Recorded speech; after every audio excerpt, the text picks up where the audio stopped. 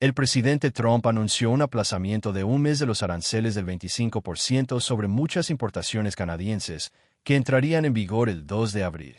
Esta decisión se tomó tras conversaciones con funcionarios canadienses y la preocupación de diversos sectores. En respuesta, el ministro de Finanzas canadiense, Dominic LeBlanc, declaró que Canadá retrasaría hasta el 2 de abril la segunda ronda de aranceles de represalia prevista, valorada en $125.000 millones.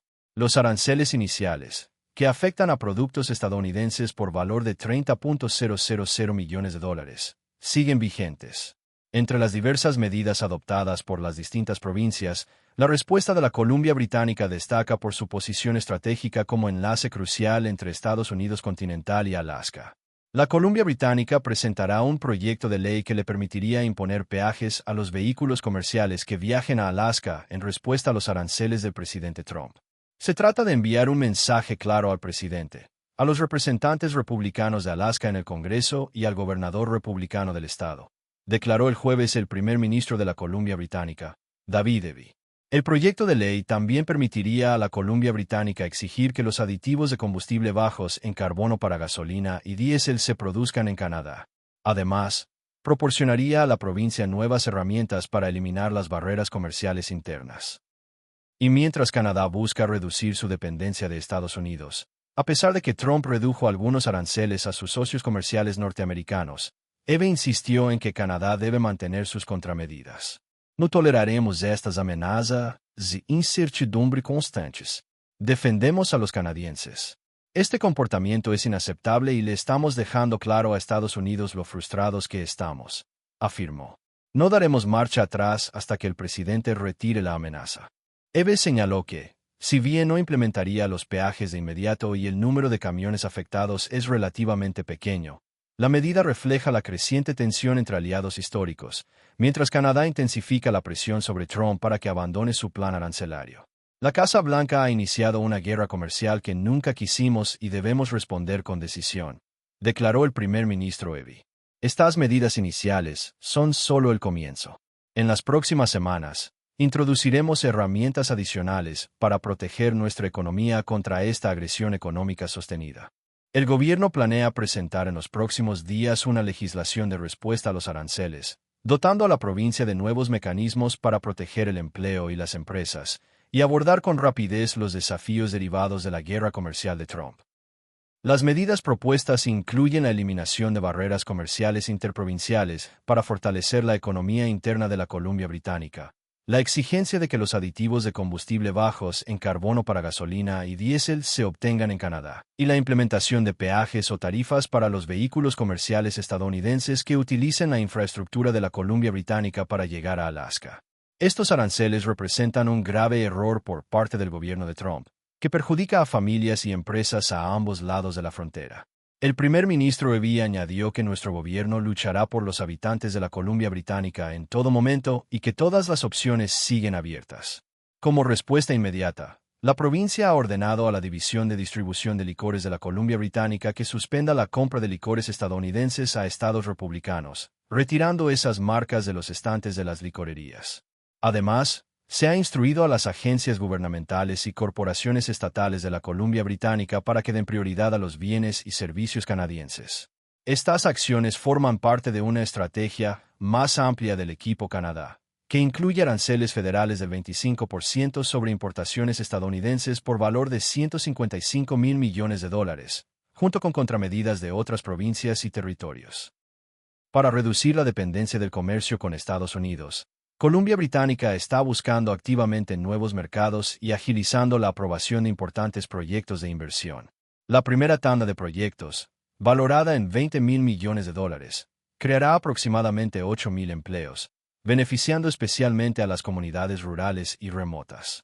Para garantizar una respuesta coordinada y eficaz, el primer ministro Abiy ha creado un grupo de trabajo sobre comercio y seguridad económica, que reúne a líderes empresariales, sindicales y de las comunidades indígenas.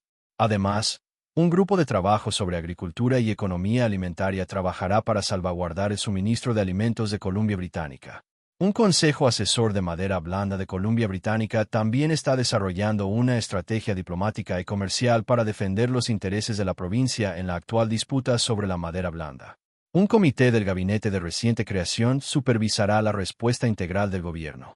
Con estas medidas, Columbia Británica está tomando medidas enérgicas para proteger su economía, a sus trabajadores y a sus empresas del impacto de los aranceles estadounidenses, al tiempo que fortalece el comercio y la resiliencia económica para el futuro.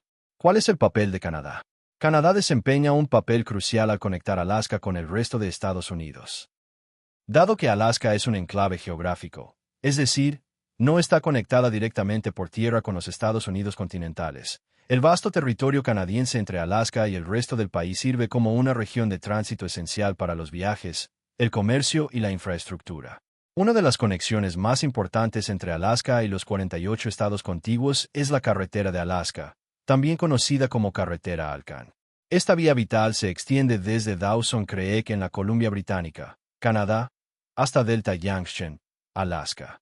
Construida durante la Segunda Guerra Mundial para proporcionar una ruta de suministro segura para las operaciones militares, la carretera sigue siendo la principal conexión terrestre entre Alaska y el resto de los Estados Unidos. A pesar de las mejoras realizadas a lo largo de las décadas, gran parte de la ruta aún atraviesa paisajes agrestes y remotos, lo que obliga a los viajeros a recorrer cientos de kilómetros de territorio canadiense antes de llegar a Alaska. Además del transporte por carretera, el transporte aéreo también depende en gran medida de la posición geográfica de Canadá. Muchos vuelos entre Alaska y otros estados de UU sobrevuelan el espacio aéreo canadiense, e incluso algunos hacen escala en ciudades canadienses.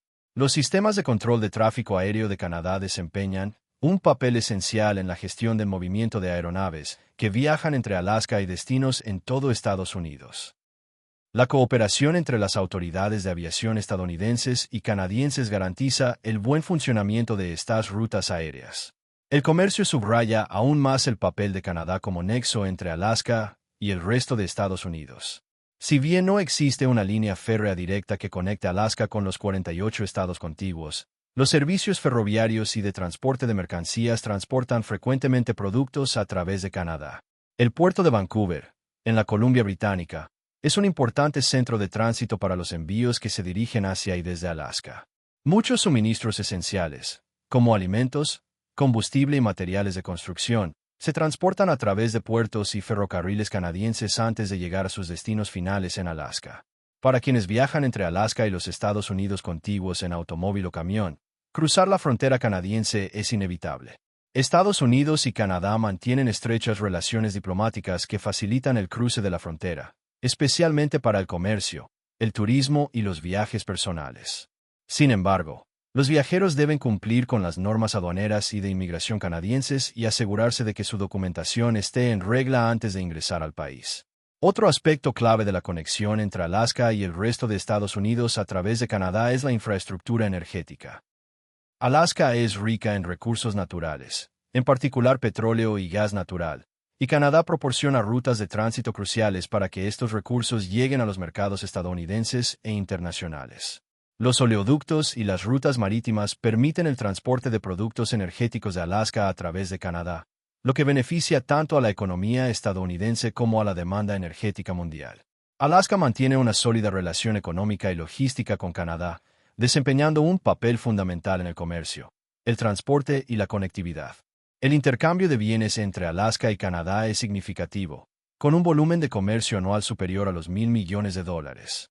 De este total, aproximadamente $596 millones se exportan de Alaska a Canadá, mientras que Alaska importa bienes por valor de $753 millones desde Canadá. Este comercio impulsa industrias como la energética, la pesquera y la manufacturera, y garantiza un flujo constante de productos básicos esenciales entre ambas regiones.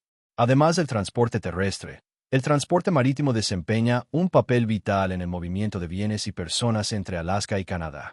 El pasaje interior, una vía navegable costera de gran belleza e importancia estratégica, conecta el sureste de Alaska con la Columbia Británica. Esta ruta se utiliza intensamente para el transporte marítimo comercial, el turismo y el transporte de pasajeros. Los servicios regulares de ferry, incluidos los gestionados por el Sistema de Autopistas Marítimas de Alaska y BC Ferries, facilitan el transporte entre las comunidades costeras de Alaska y Canadá. Estos servicios no solo impulsan el comercio, sino que también proporcionan una conexión crucial para los residentes, especialmente en regiones remotas con acceso limitado por carretera. Hagamos una breve pausa. Si les ha gustado el video hasta ahora, ¿podríamos pedirles un pequeño favor? Darle a me gusta nos ayuda a llegar a un público más amplio, y compartir sus opiniones o comentarios tiene un impacto aún mayor. Gracias por ver el video. Ahora, continuemos. El primer ministro Tim Houston condenó enérgicamente los aranceles, calificando a Trump de miope e imprudente. En respuesta, Nueva Escocia está implementando varias medidas, entre ellas la prohibición de que empresas estadounidenses participen en licitaciones de contratos del gobierno provincial y la revisión de los acuerdos existentes. La duplicación de los peajes para vehículos comerciales estadounidenses en El Paso Cobequid. La retirada de productos alcohólicos fabricados en EU de las tiendas de la Corporación de Licores de Nueva Escocia, y la asignación de un fondo de contingencia en el presupuesto 2025 a 2026 para contrarrestar el impacto de los aranceles. Más allá de las acciones inmediatas, Houston hizo hincapié en el fortalecimiento del comercio interno, la eliminación de las barreras comerciales internas canadienses y la expansión de las oportunidades del mercado global. Aseguró a los habitantes de Nueva Escocia que su gobierno continuaría defendiendo sus intereses e instó a los residentes a apoyar a las empresas canadienses. La primera ministra Danielle Smith calificó los aranceles como un ataque económico injustificable y advirtió que resultarían contraproducentes para ambas naciones, aumentando los precios y la pérdida de empleos, al tiempo que respaldaba las contramedidas del gobierno federal. Anunció que Alberta daría a conocer sus propias medidas de represalia en un plazo de 24 horas. Smith hizo un llamado a la unidad nacional e instó a todas las provincias a eliminar las barreras comerciales internas y priorizar proyectos clave de recursos, como oleoductos e instalaciones de GNL. También hizo hincapié en la necesidad de que Canadá fortalezca sus lazos comerciales globales e incremente el gasto en defensa nacional en un mundo cada vez más volátil. El primer ministro Vav Kinu anunció rápidamente que se retiraría todo el alcohol estadounidense de las licorerías de Manitoba, reforzando el compromiso de la provincia con medidas de represalia. Respuesta de Terranova y Labrador. El primer ministro Andrew Furey denunció los aranceles como ilegales e injustos y tomó medidas inmediatas, incluyendo la retirada de los productos estadounidenses de los estantes de la Corporación de Licores de Terranova y Labrador, la revisión y suspensión de la adquisición de bienes y servicios estadounidenses y la expansión de las oportunidades de mercado más allá de Estados Unidos, particularmente en Europa. Furey también anunció la creación de una mesa redonda sobre las relaciones comerciales entre Canadá y Estados Unidos para diseñar estrategias de respuesta. Hizo un llamado a la unidad de los canadienses, enfatizando que la identidad, los valores y la soberanía de Canadá guiarían al país a través de este conflicto económico. Canadá está acelerando sus esfuerzos para diversificar su economía y reducir su dependencia del mercado estadounidense. Aprovechando los acuerdos de libre comercio existentes, como el CPTPP y el CETA, Ottawa está alentando a las empresas a orientar sus exportaciones hacia Europa, Asia y América Latina. El gobierno ofrece subvenciones y financiación para ayudar a las industrias a adaptarse. Las provincias también se centran en nuevos mercados. Columbia Británica, por ejemplo, agiliza proyectos y busca clientes en el extranjero, mientras que las provincias atlánticas amplían la venta de productos del mar a Europa. Si bien la proximidad y los lazos históricos convierten a Estados Unidos en un socio natural, las persistentes amenazas arancelarias han impulsado la determinación nacional de encontrar alternativas. Canadá ya cuenta con acuerdos preferenciales con la UE, muchos países de Asia-Pacífico y varias naciones latinoamericanas. Las autoridades instan a las empresas a utilizar estos acuerdos para compensar la pérdida de ventas en Estados Unidos. Se espera que el aumento de las exportaciones a Japón, Europa u otros mercados pueda compensar parte del déficit. Las conversaciones con India y otras economías emergentes podrían abrir nuevas oportunidades. Canadá también aspira a estrechar lazos con México y otros miembros del CPTPP, creando un ecosistema de libre comercio más amplio que excluya a Estados Unidos o, al menos, reduzca su dependencia de este país. Los fabricantes y productores agrícolas canadienses están reasignando recursos, buscando insumos alternativos y explorando nuevos canales de exportación. Los minoristas sustituyen los productos estadounidenses por productos canadienses o extranjeros. Esta transición puede llevar tiempo, pero los aranceles actuales han generado urgencia. Las fricciones comerciales entre Estados Unidos y Canadá no son nuevas. Ambos aliados han superado numerosas disputas a lo largo de las décadas. Una de las más persistentes es el conflicto de la madera blanda, que comenzó en 1982 y continúa hasta hoy. La industria maderera estadounidense ha acusado durante mucho tiempo a Canadá de subsidios injustos e impuestos compensatorios, mientras que Canadá refuta vehementemente estas acusaciones. Esta guerra de la madera ha conllevado múltiples rondas de aranceles, batallas legales y acuerdos temporales, convirtiéndola en una de las disputas comerciales más grandes y duraderas de la historia bilateral. Otros puntos de fricción recurrentes incluyen las cuotas lácteas canadienses frente a las demandas de acceso de Estados Unidos y las normas estadounidenses de etiquetado de país de origen para la carne, que finalmente fueron anuladas mediante una impugnación ante la OMC. Administraciones estadounidenses anteriores han impuesto ocasionalmente aranceles a los productos canadienses, lo que a menudo ha provocado represalias. Y finalmente, acuerdos. En 1930, la ley arancelaria Smoot-Hawley aumentó los aranceles estadounidenses sobre miles de importaciones. Canadá, por aquel entonces el mayor socio comercial de Estados Unidos, fue uno de los primeros en tomar represalias, aumentando los aranceles sobre 16 categorías de productos estadounidenses. El resultado fue un perjuicio económico mutuo y un colapso del comercio. En 1971, durante una crisis monetaria, el presidente Nixon impuso temporalmente un recargo del 10% a las importaciones, incluidos los productos canadienses. Esta medida tensó las relaciones hasta que un acuerdo monetario permitió su eliminación en cuestión de meses. En 2002, el presidente George W. Bush impuso aranceles de hasta el 30% al acero extranjero, pero Canadá y México quedaron exentos debido a las obligaciones del Tratado de Libre Comercio de América del Norte. Los aranceles al acero finalmente se retiraron tras las amenazas de represalias internacionales y un fallo de la OMC en su contra. Este episodio demostró que los aranceles estadounidenses generalizados suelen encontrar una fuerte oposición. Durante el periodo 2018 a 2019, bajo la presidencia de Trump, se impusieron importantes aranceles al acero y al aluminio. Alegando motivos de seguridad nacional, Canadá respondió con aranceles recíprocos al acero, el aluminio y diversos productos políticamente sensibles estadounidenses. Estas medidas finalizaron aproximadamente un año después, cuando Estados Unidos eliminó los aranceles a los metales a cambio de concesiones como parte de la actualización del TEMEC. Este episodio enseñó a los líderes canadienses que una represalia contundente podría obligar a Estados Unidos a volver a la mesa de negociaciones. También reforzó la importancia de un frente unido. Grupos federales, provinciales e industriales presionaron a sus contrapartes estadounidenses para alcanzar una resolución. La exitosa negociación del TEMEC entre 2018 y 2020 influyó en las tácticas actuales, ya que los negociadores canadienses aprendieron a responder con firmeza a la política de confrontación de Trump.